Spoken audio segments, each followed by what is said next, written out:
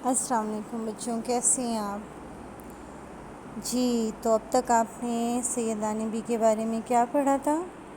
سیدانی be جوانی میں بیوہ ہو گئی تھی. ان کی شادی کو 1 سال بھی مکمل نہیں ہوا تھا.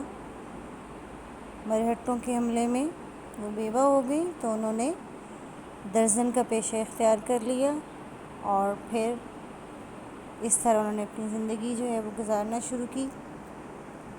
آج ہم صفحہ نمبر 31 پر موجود پیراگراف جو ہے وہاں اس کی تشریح دیکھتے ہیں.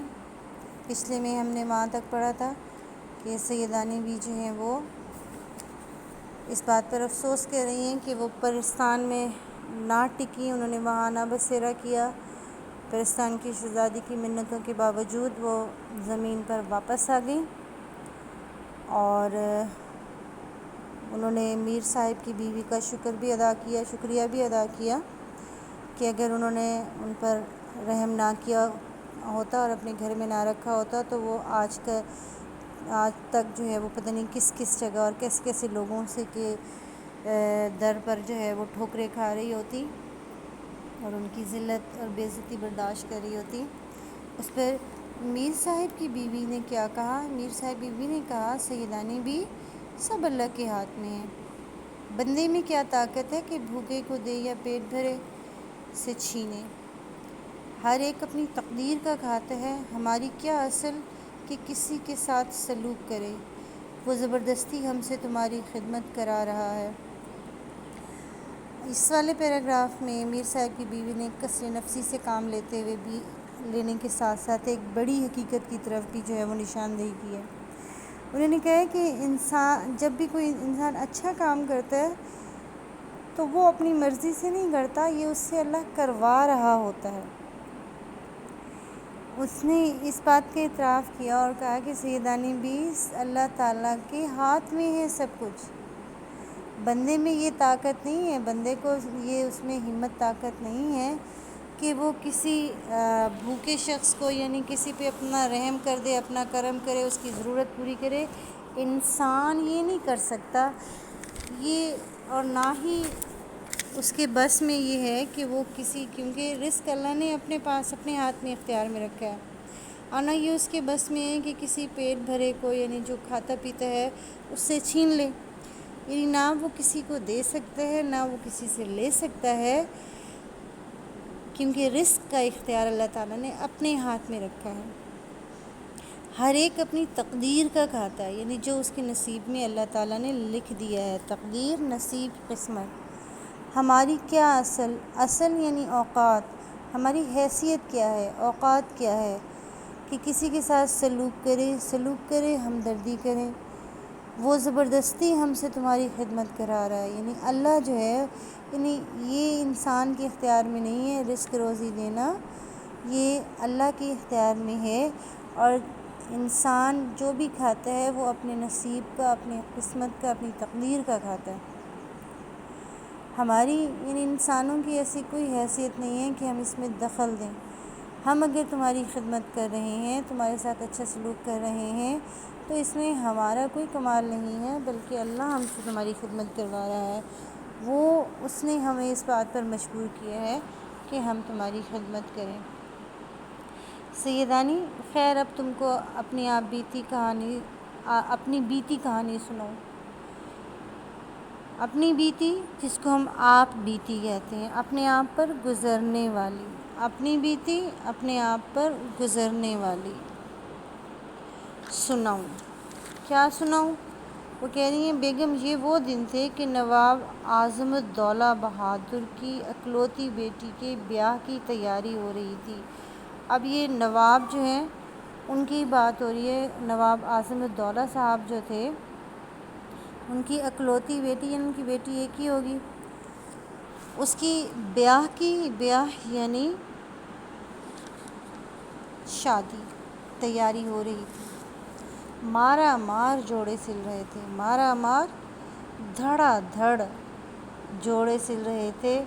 اول تو مجھے رات دن وہی رہنا پڑتا تھا. اول شروع میں، آغاز میں، پہلے یعنی جب کام کا آغاز کیا تو شروع میں مجھے نواب اعظم الدولہ کے گھر پہ ہی رہنا پڑتا تھا، رات دن میں وہیں رہتی تھی کہ رات گئے تک کام کرتی تھی، صبح اٹھ کر پھر کام کرنے لگتی تھی۔ کام ہلکا ہو گیا، ہلکا ہو جانا، کام کم ہو جانا، یعنی جب کام کم ہو گیا تو دن کو چلی جاتی ہے اور شام کو اپنے گھر آ جاتی ہے۔ یعنی شروع میں تو کام کی زیادتی کی وجہ سے سارا وقت جو ہے وہ وہیں رات دن وہیں رہتی تھی، مگر جب تقریباً جوڑے سل گئے، ٹک گئے، یعنی کام کم رہ گیا تو پھر جو ہے وہ دن بھر نواب اعظم الدولہ کے محل میں رہتی تھی، کام کرتی تھی، جوڑے سلتی تھی، سلائی ٹکائی کرتی تھی اور شام کو وہ اپنے گھر آ جاتی تھی۔ ایک روز جیسے بچے مکتب سے بھاگتے ہیں، مکتب کہتے ہیں مدرسے کو، مکتب سے بھاگتے ہیں، مدرسے سے، اسکول سے بھاگتے ہیں، میرا بھی جانے کو جی نہیں چاہا۔ کئی جگہ سے بلاوے آئے، بلاوا آنا، بلایا جانا، نہ گئی۔ یعنی وہ کہہ رہے ہیں کہ ایک دن میرا دل جو تھا نا وہ تنگ آ گیا، کام کر کر کے دل نہیں چاہ رہا تھا کام کرنے کو، جانے کو جی نہیں چاہ رہا تھا، اس لیے اس دن کچھ لوگوں نے بلایا، اس کے باوجود جو ہے میں نہ گئی اور انکار کر دیا۔ یعنی دل میرا اکتا گیا، میرا جی کام سے بالکل اکتا گیا۔ کئی جگہ سے بلاوے آئے مگر میں نہ گئی۔ شاید جمعے کا دن تھا، اب وہ اپنی یادداشت پہ زور ڈالتے ہوئے کہہ رہی شاید وہ جمعے کا دن تھا، کتنے دن نہائے کو ہو گئے تھے، خوب نہائی، شام ہو گئی، گونٹھ پلاؤ مجھے خوب بھاتا تھا۔ اب وہ یہاں انہوں نے پہلے کہا ہے نا کہ کئی دن ہو گئے نہائے کو، تو ایسا فیلنگ تو ہوتی ہے نا کہ لو اتنی بڑی سیدانی بھی تھی تو وہ نہاتی دھوتی نہیں تھی، کم نہاتی تھی، لیکن ہمیں آگے سے پتہ چل گیا ہے کہ وہ موسم کون سا تھا۔ وہ کہہ رہے ہیں کہ اس دن جو ہے میں کافی دن ہو گئے تھے مجھے نہائے ہوئے، اس لیے وہ خوب نہائی، اچھی طریقے سے نہائی، اور اس میں جو ہے نا نہاتے دھوتے اور گھر میں رہتے رہتے شام ہو گئی۔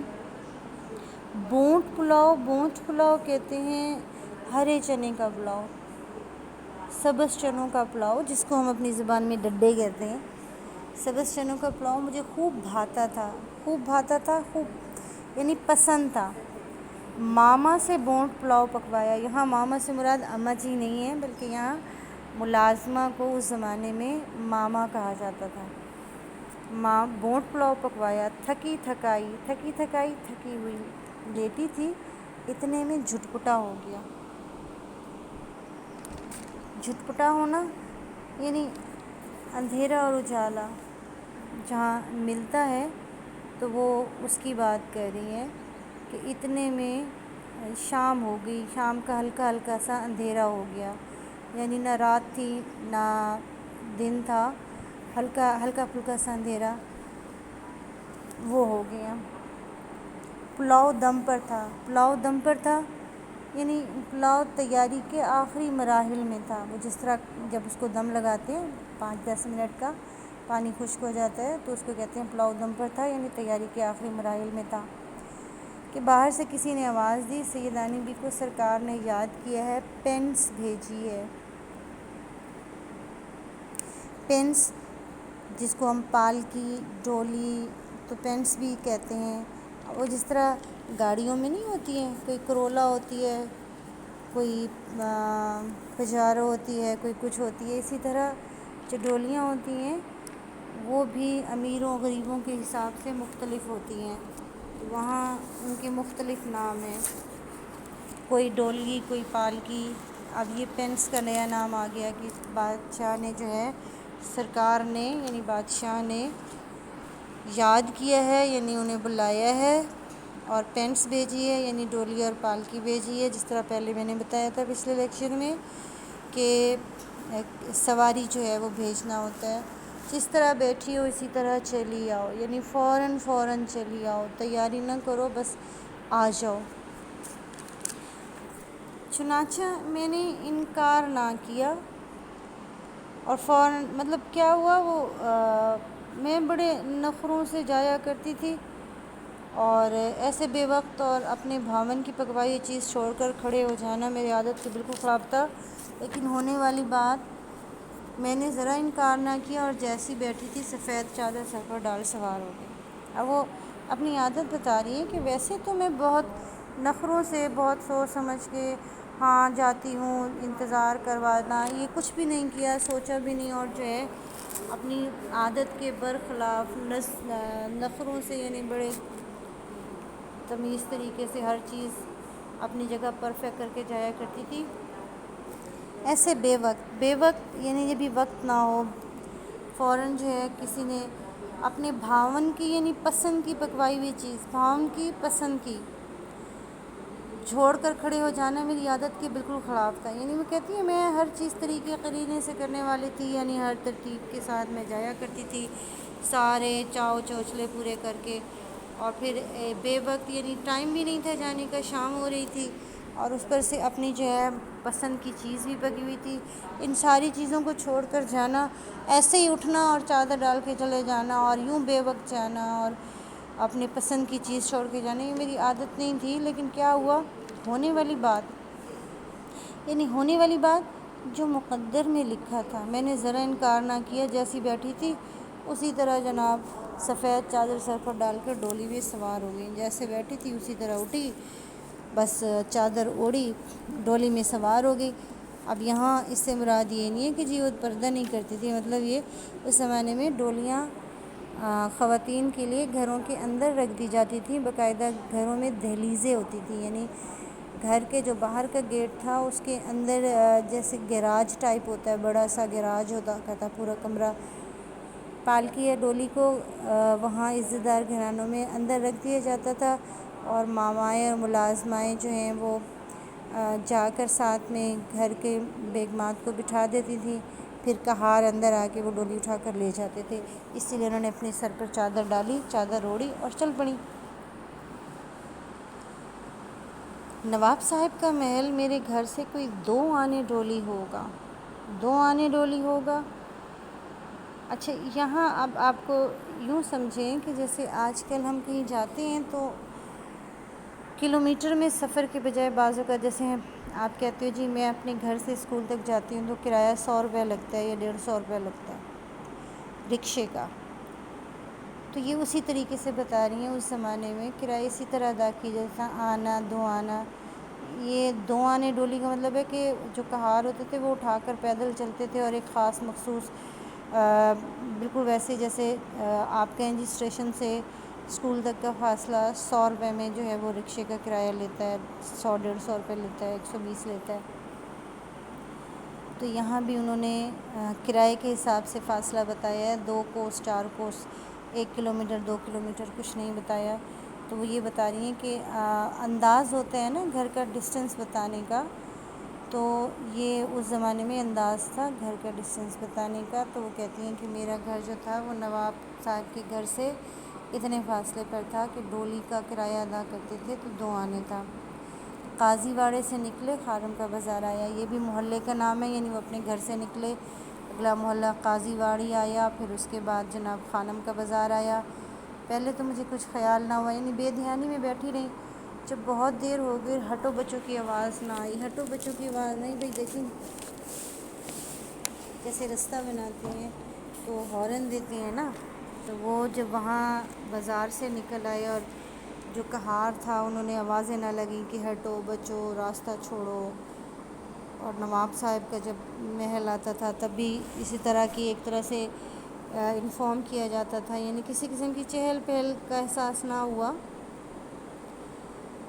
بازار کے چراغ بھی جھلکتے ہوئے دکھائی نہ دیے، جھلکنا تھوڑا تھوڑا دکھائی دینا، یعنی وہ کہتے ہیں کہ میر صاحب سیدانی بی نے میر صاحب کی بیوی کو بتایا کہ نواب اعظم الدولہ بہادر کا محل میرے گھر سے تھوڑے فاصلے پر تھا، جہاں پر جانے کا کرایہ تقریباً 2 آنے کا تھا۔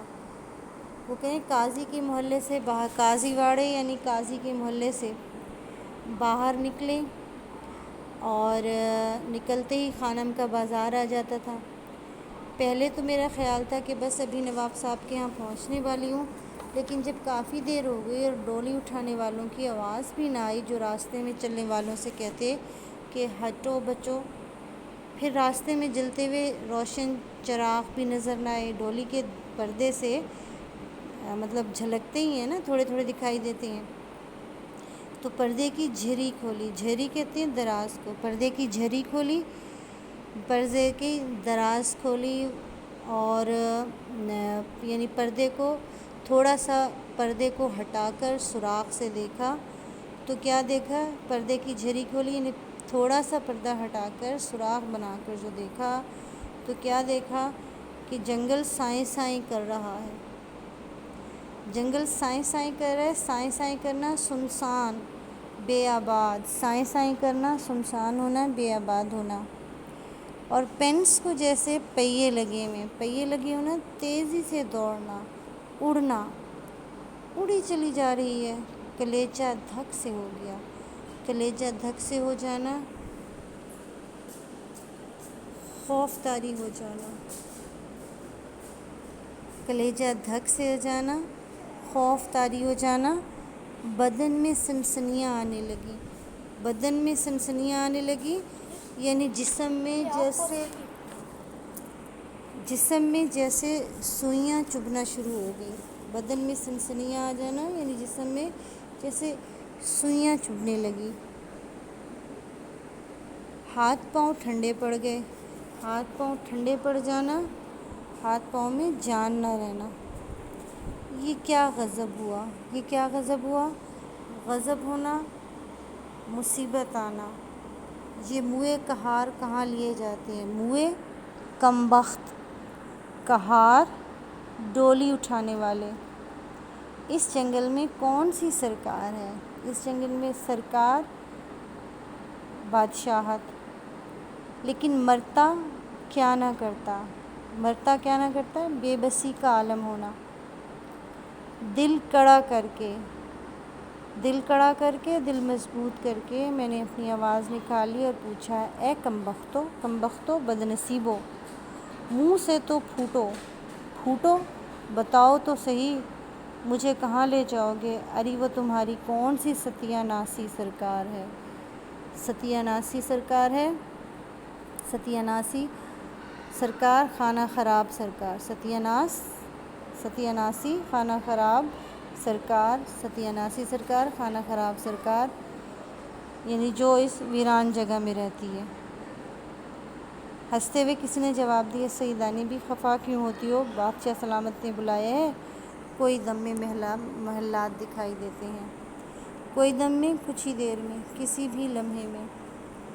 اب وہ یہ اس کا بتا رہی ہیں کہ جب آوازیں نہیں آئیں رستے سے لوگوں کو ہٹانے کی، آوازیں نہیں آئی کہاروں کی، اور میں نے اور مجھے جو ہے وہ پردے کی دراز میں سے چراغ بھی جھلکتے نظر نہ آئے، روشن نظر نہ آئے، تو میں نے ڈولی کے پردے کو تھوڑا سا ہٹا کے دیکھا تو ہر طرف جنگل تھا اور ویرانی تھی اور سناٹا چھایا ہوا تھا، اور ڈولی کو تو لگتا تھا جیسے پہیے لگے ہوئے، یعنی بہت تیزی سے اڑتی جا رہی تھی۔ میں بہت گھبرائی، جسم میں ایسا لگا جیسے سوئیاں سے چبھنے لگی ہیں اور کانپنے لگی، میرے ہاتھ پاؤں ٹھنڈے ہو گئے، بے جان ہو گئے کہ یہ کیا ظلم ہو رہا ہے، کون سی آفت آن پڑی ہے، یہ کمبخت ڈولی والے ڈولی کہاں لے کر جا رہے ہیں؟ اس جنگل بیابان میں کون سی سرکار رہتی ہے؟ آخر میں نے ہمت اور جرأت سے کام لیتے ہوئے ان سے پوچھا، اے بد نصیبو، مجھے بتاؤ تو صحیح کہاں لے کر جا رہے ہو؟ ارے وہ کون سی تمہاری خانہ خراب سرکار ہے جو اس ویران جگہ میں رہتی ہے؟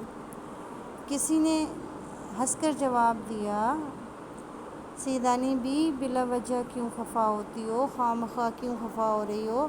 تمہیں پرستان کے بادشاہ سلامت نے بلایا ہے، بس تھوڑی سی دیر میں بادشاہ وہاں کے محلات جو ہیں وہ محل دکھائی دینے لگیں گے، تمہیں محلات دکھائی دینے لگیں گے، بس کچھ ہی دیر میں۔